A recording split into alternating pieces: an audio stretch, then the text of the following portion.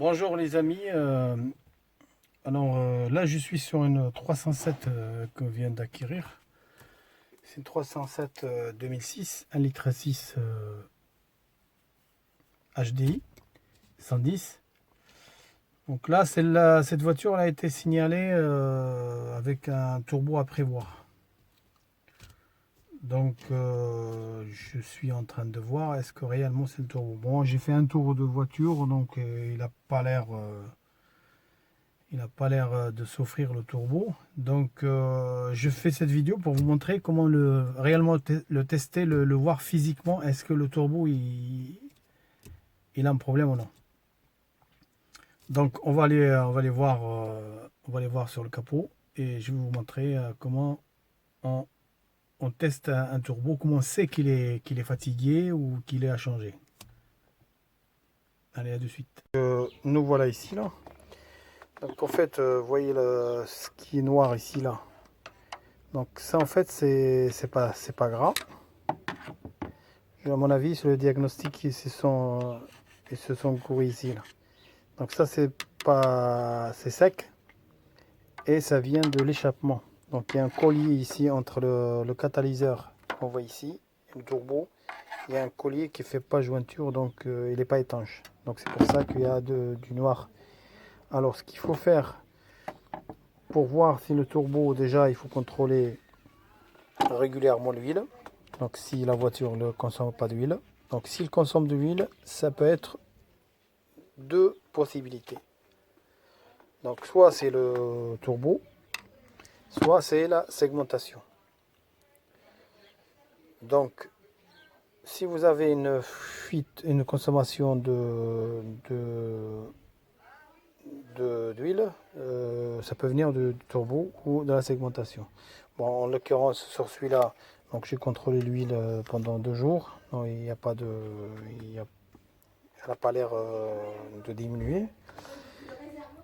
Et donc là, je vais ouvrir cette durite pour contrôler l'axe de... Donc là, je vais démonter cette durite pour voir l'axe, contrôle l'axe du turbo. Et on va démonter cette durite pour voir la présence d'huile, est-ce qu'il y a de l'huile ou non. Donc je démonte ça et on se retrouve.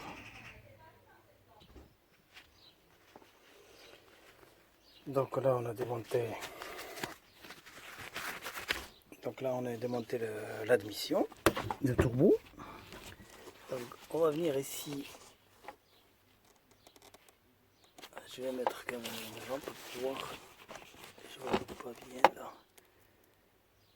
Ici vous avez l'axe du turbo.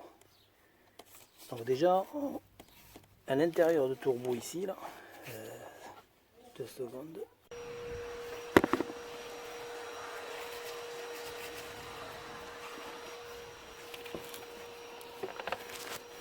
Donc là on voit bien qu'à l'intérieur du turbo, donc là c'est pas grave l'huile qu'il a, il n'y a pas trop.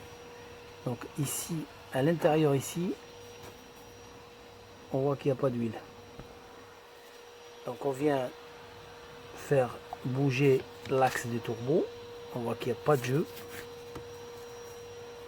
Donc il n'y a pas de jeu. Donc le turbo, il a l'air très bien. Donc les hélices, on voit bien qu'ils sont pas entamés. Et donc la présence d'huile à l'intérieur de cette dérite, ça c'est plus ou moins parce que ça peut venir aussi quand on met trop d'huile.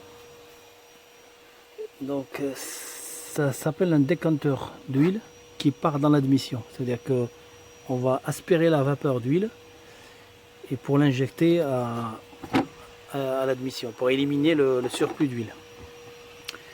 Donc un deuxième contrôle, c'est cette durite qui vient ici là, qui part de turbo et qui vient dans l'admission.